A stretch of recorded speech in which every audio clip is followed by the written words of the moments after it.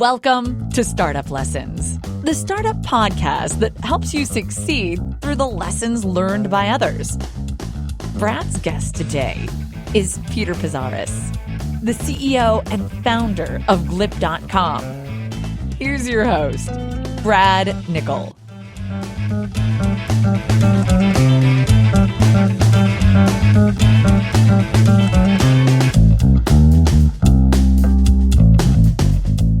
Welcome to How to Startup by ClickBrain.com. My name is Brad Nickel, and I'm a partner at Captiva Companies. This is episode number 1 of our podcast, and excited to have as our first guest, Peter Pezaris. Is that correct, Peter? Right.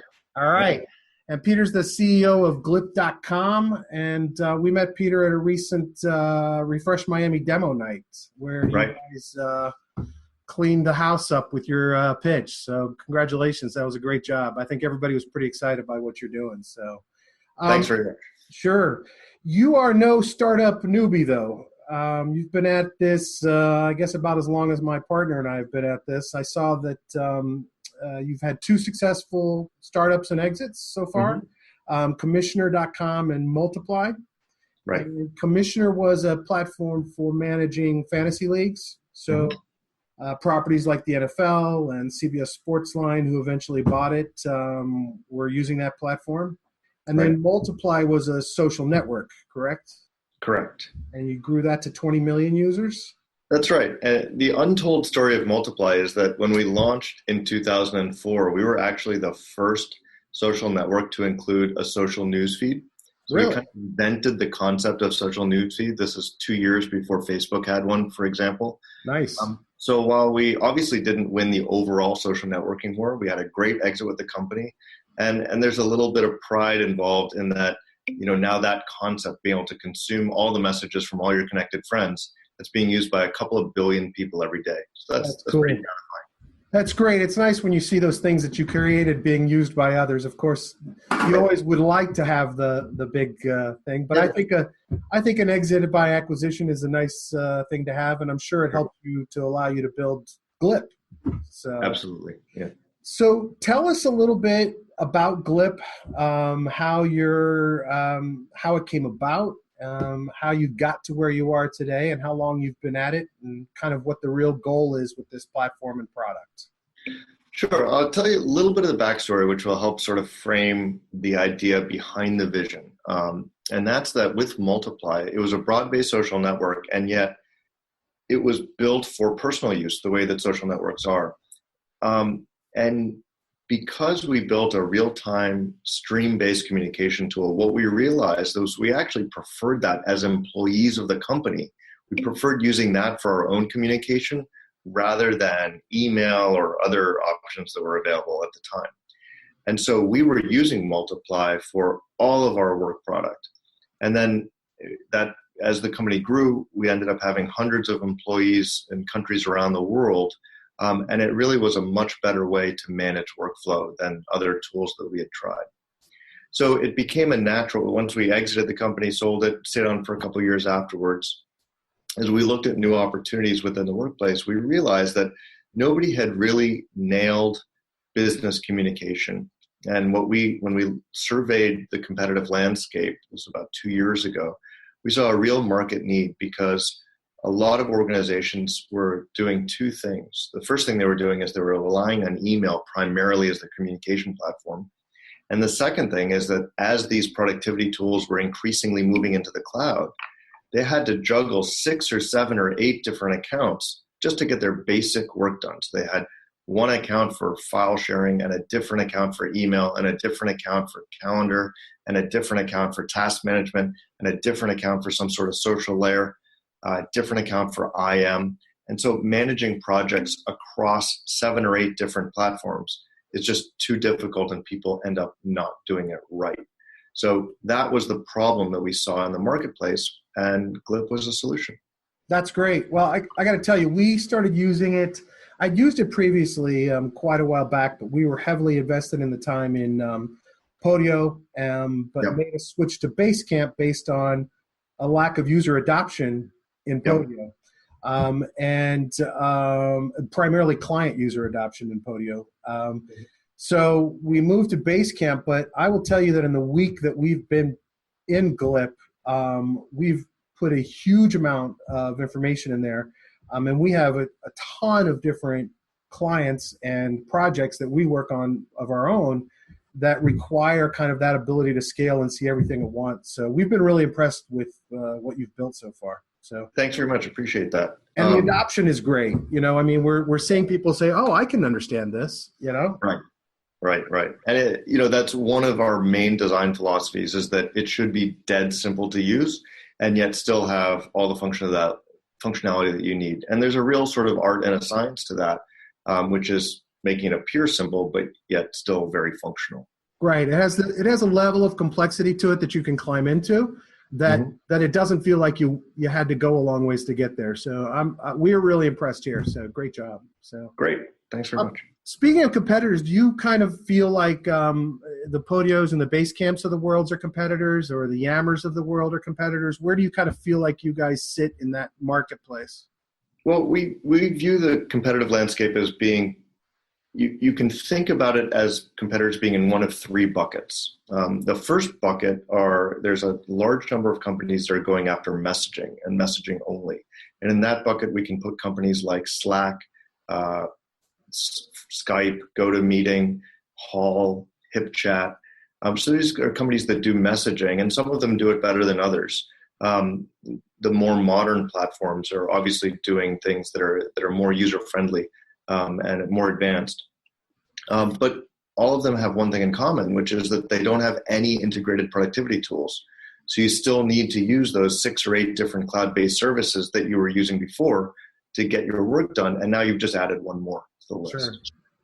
So the second bucket is the companies that you referred to, guys like Basecamp and Trello and Asana, and there are a large number of companies like that. Smartsheet is one, where they view sort of the document as the center of the universe, and then it's a collaboratively editable document, and it can have complexity, but every time something changes, it fires off an email. And that's where those businesses really break down, is that the communication feels like it's kind of bolted on the side rather than an integral part of the experience. So, and then there's a third bucket, which I'll get to in a second, but the way that you can really think about Glip is it's a beautiful marriage between those first two buckets, because it's got modern business messaging, but we've built in the productivity tools so you don't have to switch from one app to another.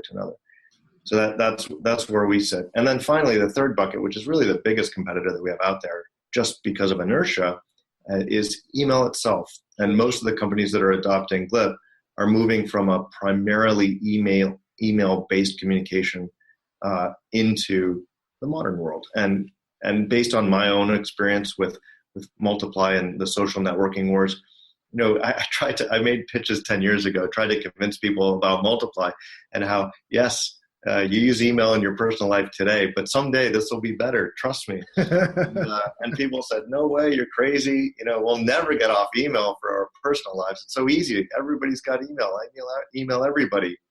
And well, now look at, and talk to anybody, especially under the age of 25, and they'll tell you the only people they email are their parents and their professors. That's great. So we can do the same thing in the business world. I'm sorry, say that again? We're now trying to do the same thing in the business world. So people think that email is unassailable, but we've seen it happen, and we think it'll happen again. Do you find from your existing customers and user base kind of that the adoption levels, are you hearing back from people that, hey, yeah, people are using less and less email? I mean, built into the system is the ability to reply to and receive alerts via email for those folks that right. A little hand-holding through the transition. Are you really seeing kind of that adoption level that you were hoping for, that people are really moving that way? Absolutely. And the companies that adopt Glip move off of email entirely for internal communication. You still have email as an inbound communication tool because everybody knows your email address and you're going to get solicitations or just communications from old colleagues or what have you, or a lot of the cloud-based services that we're all a part of, like LinkedIn, for example, will send me an email alert when something happens. But for real work product, for getting my stuff done that I need to get done for my job, we find that most people are completely off of email once they adopt Glip. It's great. Have you found that developers, from a complexity perspective and project management perspective, do they adapt to Glip? I noticed you guys have an integration with GitHub, which I think was really smart in terms of alerts on project updates and those kinds of things and check-ins. But are you seeing developer companies, developer teams using Glip? Absolutely. So we have three main verticals, industries that we serve. And they combined make up over 50% of the companies on Glip. The first is development, web developers or other software development companies. The second is creative agencies or digital marketers. And the third is law firms who love our document management and the ease of which they can communicate with clients. Wow, that's excellent. We should. We have a client that has about 115,000 law firms, so we should maybe discuss that. That's right. Yeah. So they're in the corporate kits industry. So, so developers, digital agencies, and law firms. That's really interesting. And are you seeing any kind of level adoption and just small business adoption of it, or you think it's a little bit more difficult for them to grasp conceptually what Glip can do for them, and they're not used to that. So these folks are probably your best base to target. Well, we find we do have companies of all different sizes and all different stages of life. However, it is an easier sell for companies that are newer because they don't have sort of established processes and they don't have to move off of one system. Sure. And it's interesting in that when I talk to people about the real value of Glip, and that we can consolidate a lot of your activity that is currently spread across a bunch of different services, consolidate that down into one easier to use integrated solution. And what people sometimes say is that, well, I can't live without my, insert cloud-based service here. And I said, oh yeah, you can't live without it? Well, it's only 2 years old. How did you live before? Right. And so sometimes people's perception of the switching cost is higher than the reality. And once they give it a try and they realize, hey, I could do everything here that I used to be able to do in that other service. It's just a little bit different. And hey, it's more integrated. I think people that are more open-minded clearly get more out of the service. Yeah, and I think from our perspective, our biggest concern with it is backing up our data on those old services, right? And going through the tedious task of doing that so that we can cancel and stop paying them every month, Right. So we definitely can see that. I think the other great benefit of your strategy, and it's something we talk about with our clients quite a bit, is the value of having digital agencies, law firms, and others utilizing it that have clients is that Absolutely. As they collaborate with their clients in Glip, those clients are now exposed to Glip and can be potential clients for you. So, absolutely, and that's a big part of our business model. In that, when we charge customers for their usage of Glip, all of those guest accounts, which is what we call the people that two unique aspects to that. The first is that they're all free, so you can invite as many customers, clients, and partners as you want into your Glip experience, and you don't have to pay for them, and it's free for them as well. And the second aspect of it is that they have full functionality. So unlike some of our competitors where guest accounts are kind of neutered and you have limited capabilities, there's no real limitation. When you add a partner, they can interact with you fully, but also start using Glip without having to upgrade their account or switch into some other mode or anything like that. It's just a fully functional experience. It's great. That's great. So let's backtrack a little bit kind of to the concept and when did you really kind of get started and say, okay, let's build this thing, and how developed was the concept when you got started, and did you end up with what you thought you were going to start with? The answer to that last question is yes. We had this vision that we were going to, the primary win with Glip is having these built-in productivity tools. So as simple as you can text message somebody else, you can assign a task or schedule an event or host a video conference. And that's really the simplicity we wanted to bring not only to our mobile offering, but also to the desktop. And for that sort of core value, I think that we've largely succeeded in our original vision. We started building the product about a year and a half ago, a little over a year and a half ago. And we were almost a year in development before we launched it to the public. We had a limited beta. And of course, we were our first user ourselves. We used Glip in order to build Glip. But the surprising aspect of that is that when you switch communication modes, it's often interesting to see what changes.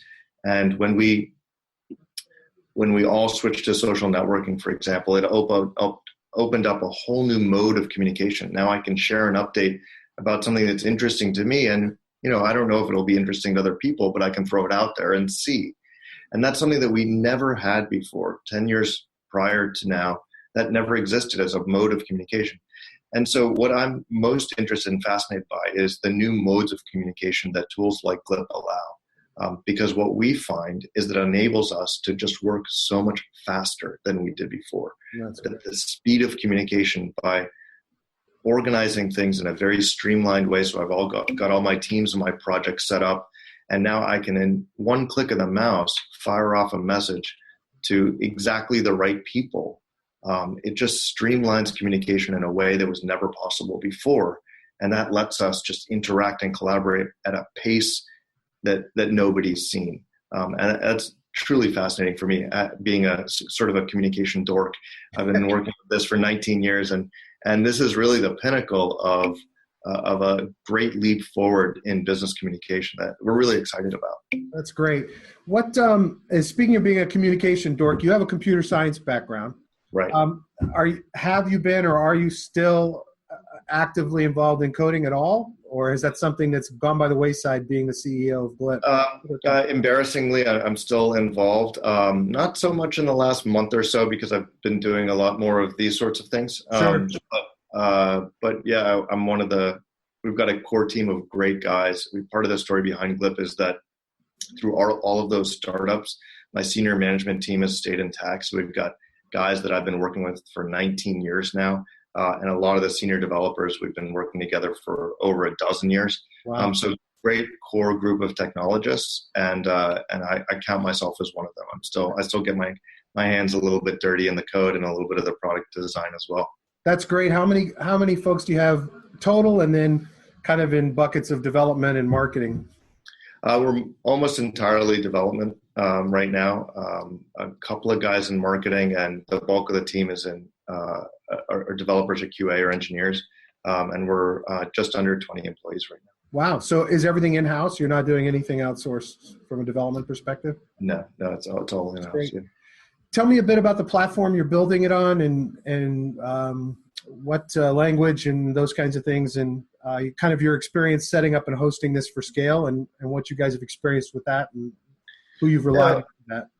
Well, again, the team has been together for a while, and we've built a number, as you mentioned at the top of the call, a number of very large-scale web applications in the past, with NFL.com, CBS Sports.com, Major League Baseball.com, PGAtour.com, and Multiply, which served 20 million registered users. So from the beginning, we wanted to make sure that we were able to scale Glip to those sizes.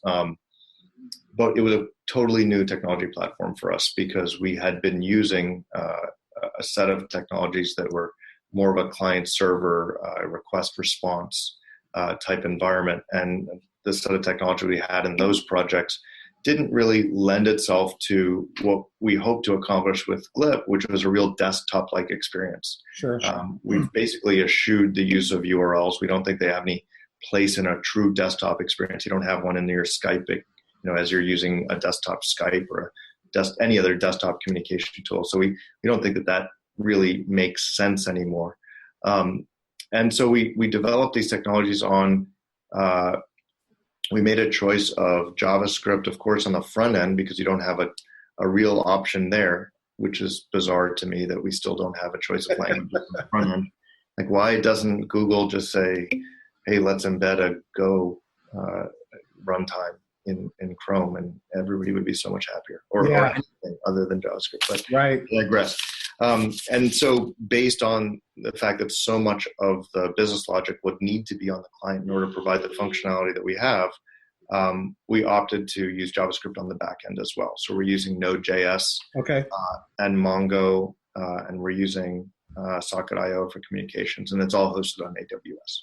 Very cool. Very good. Well, I think that's going to become more and more of these conversations as we proceed. I think that these We've had a guy that's been looking a lot at Meteor lately for developing and kind of rapid prototyping. So Meteor didn't exist when we got started. Had it existed back then, we certainly would have evaluated it. Yeah, and it seems really promising. But we've essentially built our own version of Meteor on top of Socket.io. sure. And so not really worth it for us to switch at this point. No, I bet after that investment, yeah. I was really impressed with them in launching their mobile app capabilities. I guess it was 2 weeks ago. I was pretty blown away by that. So it's interesting to see a project like that doing so well. So that's great.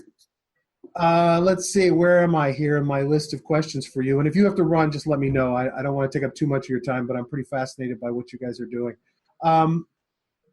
Where are you, or what can you disclose to us about kind of where you are in terms of number of users and adoption levels right now, and what you're experiencing in terms of onboarding rates and churn and those kinds of things that other startup founders can kind of get a feel for, even though you're in a fairly unique space? Sure. Well, I can answer that in two ways. One is what's Glip doing, and that's we're growing. We're not disclosing publicly specific numbers or large numbers, but what I can tell you is that we've been growing at 40% month over month since we launched. Wow. When we launched out of beta into GA, which was at the start of this year. And while that's a rapid growth rate that I think many companies would be envious of, as a CEO, it's never enough, right? Never, no matter what it was. If it was 100% a month, I'd still look out at a competitor and say, we're not as big as those guys yet. And you just have to have faith that the shape of the curve, there's a big difference between linear growth and that compound growth. And the good news so far is that we continue to see month over month a compounding of the user base, at about 40% rate. That's amazing. With the interesting story, which doesn't have to do with Glip, but rather Multiply, is that when we first launched it, we were really launching three new concepts that the world had never seen before. The first is the social newsfeed, as I mentioned. The second is we were the first mainstream site that allowed you to share all kinds of different stuff in one place. So, and this was back in 2004. And so sites like Facebook didn't do any of this stuff yet. But you had photos and video right next to blogging, right next to calendar events and invites. And people didn't get that. They didn't understand. They said, why don't I go to a photo site if I want to share photos? Or why don't I go to a blogging site if I want to write a blog, right? But we kind of had this vision that once you had your network set up, that you'd want to use that again and again and again for all the different types of stuff. So a bunch of different firsts. And we knew that we had the right product, right? I was so convinced. I remember, the confidence with which we launched, and I was so excited. I thought we were going to change the world. And then, I invited all my friends to join, and, they didn't get it. And they invited a couple friends, but, and so every day we signed like 20 new users, and every day like 19 of them abandoned. Right? And so our growth rate was anemic. And it was the biggest is this disconnect in my mind. It was like, I know how great this can be, and yet it's not getting the adoption that we expect. And so it was an entire year of trying to figure this out and tweaking and tuning and messaging and everything we could think of, all kinds of different marketing campaigns, and everything we could think of. And about a year into it, we were still signing up probably 50 users a day, and that was it. And so we had a come to Jesus meeting with the staff and said, we got to fix this. And we ripped out every bit of text that existed in the product. And we said, rather than trying to educate people on this stuff, we're just going to make them learn by doing. And we basically forced them to upload a photo and forced them to create a blog in order to get started. And that changed everything. Our numbers went from this to this.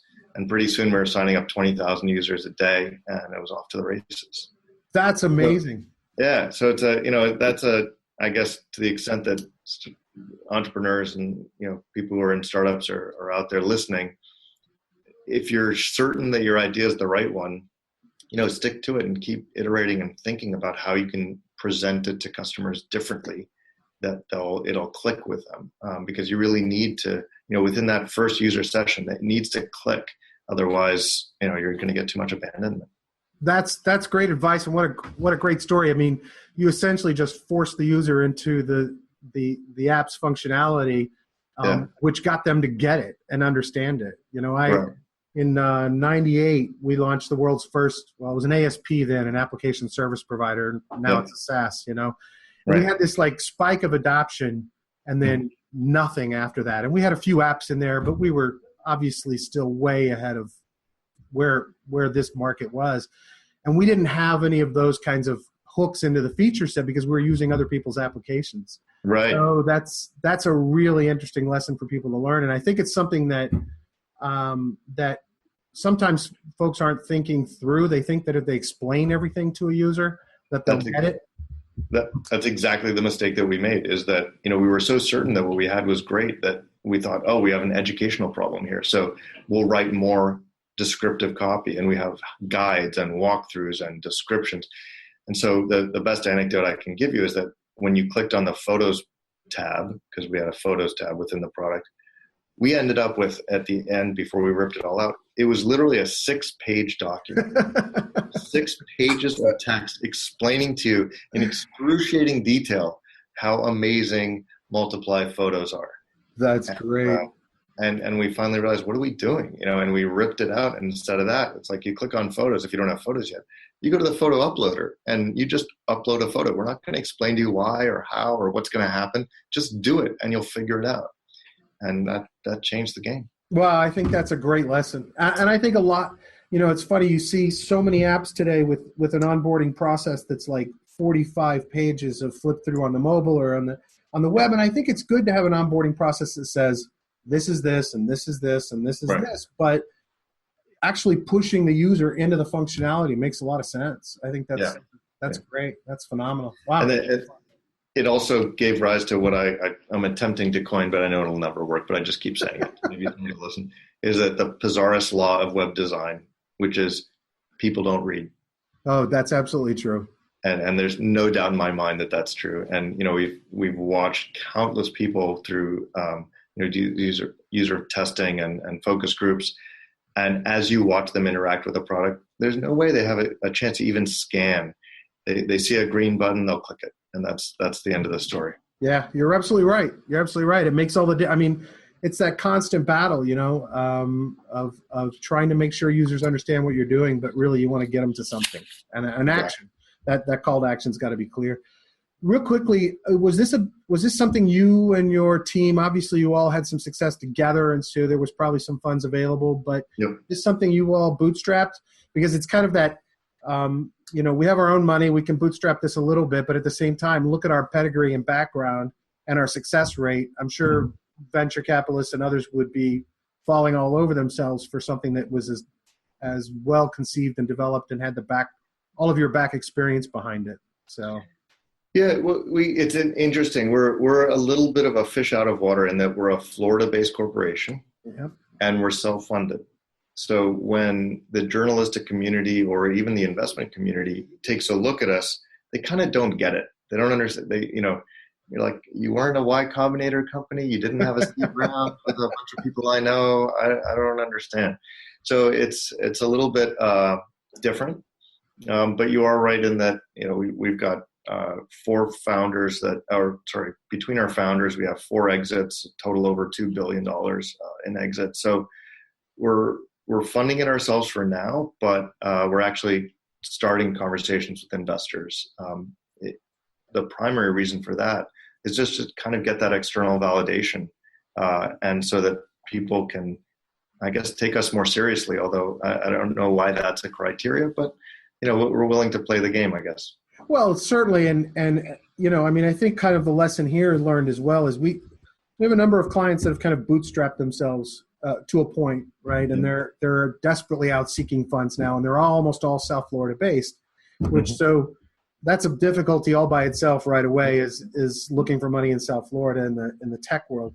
But obviously, from your perspective, you've got the value of your founders, the value of your experience, the value of the platform already being built, and of course that 40% month-over-month growth rate doesn't hurt at all. So you're kind of in that ideal position of negotiating this deal where you're really not going to have to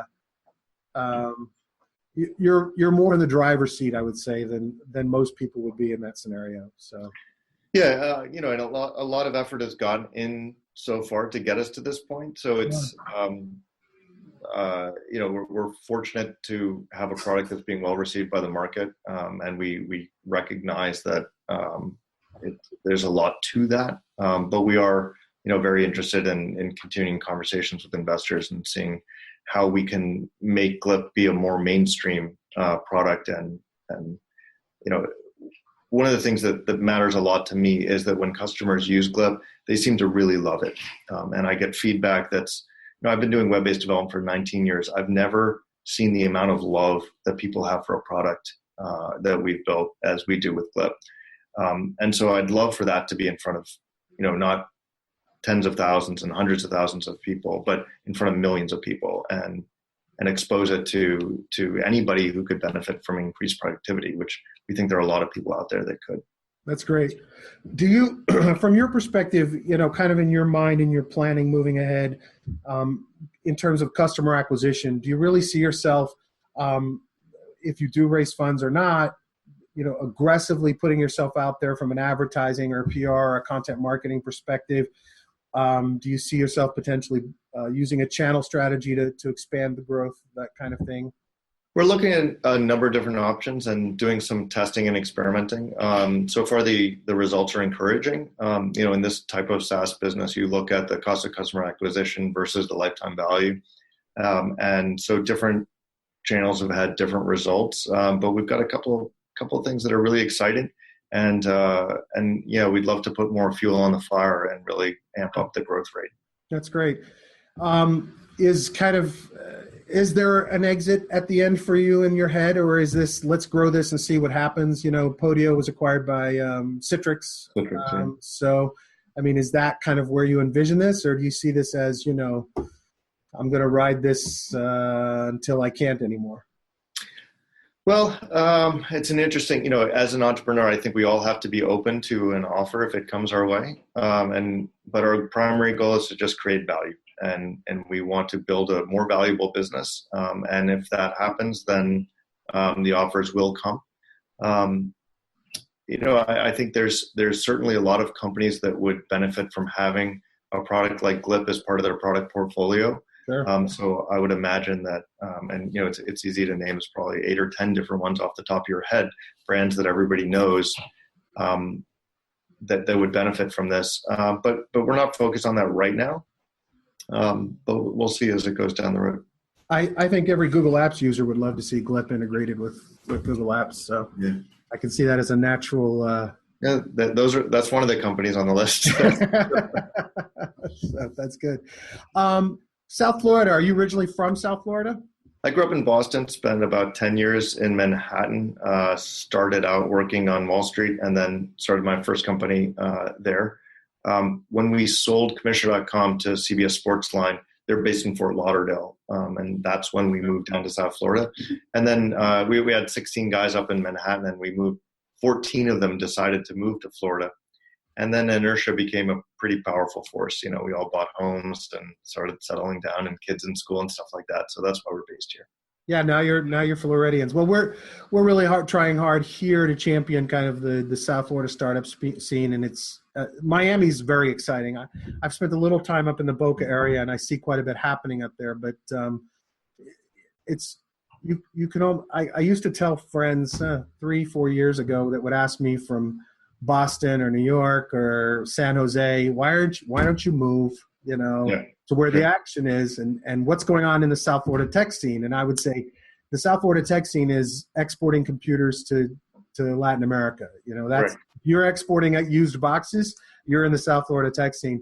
And it's dramatic, the change that's occurred in the last 2 to 3 years here in this town. It's a really exciting place to be. So we're excited to see you kind of being able to have a brand that can really help lead the way with that. So great. We're happy to be a part of the scene and also happy to be more engaged with it. So looking forward to that. Let me make sure I didn't miss anything else here on this list. I think you covered quite a bit for us, but real quickly, on the acquisition side of things, your experience kind of the first time around, going through that process versus the multiply process. Really, what things have you learned from that, and what was the experience kind of like? You don't have to spend 20 minutes on it, but really, I think a lot of people think, okay, I'm going to build this great company, and companies A, B, C, and D will be ready to buy it, and I'll be positioned to be acquired, and have not a clue what that experience is going to be like, right? Do they outreach to them? Do those outreach back to you? Are they looking for you? How do those negotiations start? I'm sure they're all different, but kind of what's been your experience and what have you learned from that process? Well, I've sold 2 companies now, and the experiences could not have been more different. The first company, we were building Commissioner.com on a shoestring budget. We didn't raise any outside capital. We started with $10,000. We each put in $2,000, and that was the only money we ever raised. And every time we earned $1 in revenue, that was our operating budget. So we used our money very wisely, and we were very conservative with funds. So I slept in the floor of the office because I couldn't afford an apartment. And we ate 99-cent Whoppers because that's what we could afford. And we knew that we were building something that was valuable, but we didn't know how valuable. And one day over lunch, somebody asked to take us out to lunch. They sat us down and made a verbal offer to buy the company for $16 million. Wow. And my jaw almost hit the floor. I couldn't afford an apartment. I was eating 99 ramen noodles, and somebody had offered $16 million. And we closed that deal a month later for 46. Wow. Yeah. So 30 days after first meeting, and you sold your company. Yeah. And it was done. An astronomical amount of money compared to how you were living. Yeah. And so I looked at my bank account. My bank account was $17 or something like that. The ATM in the corner only let you take out 20, so I couldn't take out any money. And then the next day, I looked and there was all these zeros, and it was pretty cool. So that was my first company that we sold. Nice. That was a great experience. Lots of war stories there. And when we sold Multiply, it was a very different experience. It took a lot longer. A lot more difficult, a lot more meetings. We ended up, the due diligence alone, we ended up producing 300 pages of original material. So you remember writing a 15-page book report in high school and how difficult that was. And 300 pages of documentation, and not like, not just like a printout of something we already had, original stuff, 300. And that was just the due diligence. The negotiation was difficult. We had investors that had a certain point of view. The acquiring company had a certain point of view. And the lawyers on both sides were very expensive, high-priced lawyers that slowed things down a lot. And, it's not something that I want to do anytime soon again. But luckily we had a fortunate outcome, and I think everybody was happy with the transaction in the end. But it was a lot of work to get there. Yeah, just like raising money, I think that a lot of entrepreneurs don't realize the investment required in time and energy and output to actually raise the money versus running your company or to be acquired, what it's going to take. And if you're at a cash flow desperate situation, you're not in a great position to do either of those things if you've got to focus on your business. So yeah, and for us it was not only cash, but also just focus. At about halfway through that Multiply sale process, we realized that, we had been spending so much time collectively on this process that it was severely impacting our ability to move the company forward. And that's something that we made a conscious decision to continue to pursue the deal, even though we knew it was hurting the business. You were so far in at that point, I'm sure. We were so far in that it was like, we had to make a decision one way or the other.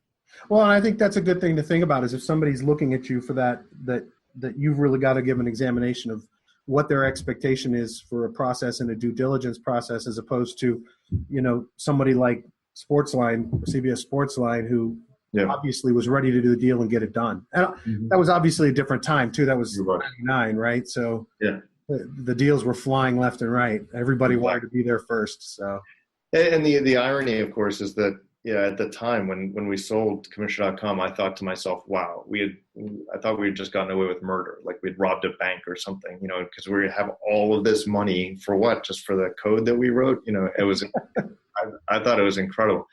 But looking back on it, they actually bought that company very cheap because the platform turned into what is now CBS Sports, and it's been the cornerstone. And in terms of the return on investment, it's been a great deal for them. Not that I regret doing the transaction, because it was a big part of my sort of career arc. But it was a good deal for both parties. How long did you work for them after that acquisition? 3 years. Okay, all right.